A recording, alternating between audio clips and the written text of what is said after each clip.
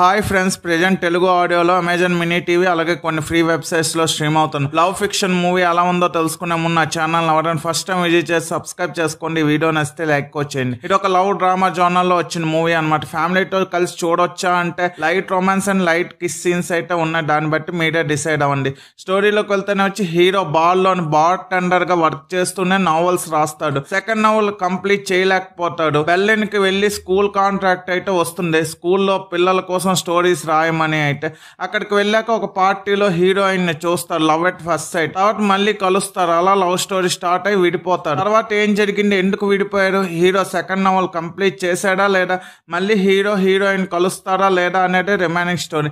Routine story line execution కూడా అంతే interesting వేలో ప్రెజెంట్ చేయలేకపోయారు. అలాగే మూవీ స్లోగా కూడా ఉంటుంది. చాలా సిల్లీ రీజన్స్ తో బ్రేకప్ అయిపోయారు. బోరింగ్ గా ల్యాగ్ చేసిన సీన్స్ అయితే నాకు ఫీలింగ్ అయితే వచ్చింది. చాలా సీన్స్ లో నెక్స్ట్ ఏం జరుగుతుందో ఈజీగా గెస్ట్ చేసేవచ్చు. మేబీ 2012 లో రిలీజ్ అయింది కాబట్టి ఆ పాయింట్ ఆఫ్ వ్యూలో అప్పుడేమో ఫ్రెష్ స్టోరీ లైన్ అవ్వచ్చు, కానీ ఇప్పుడు చాలా రొటీన్ లైన్ గా మారిపోయింది ఈ స్టోరీ లైన్. అయితే హీరోకి ఓసిడి ప్రాబ్లం కూడా ఉంటుంది. దానివల్ల కూడా ప్రాబ్లమ్స్ అయితే వస్తూ ఉంటాయి.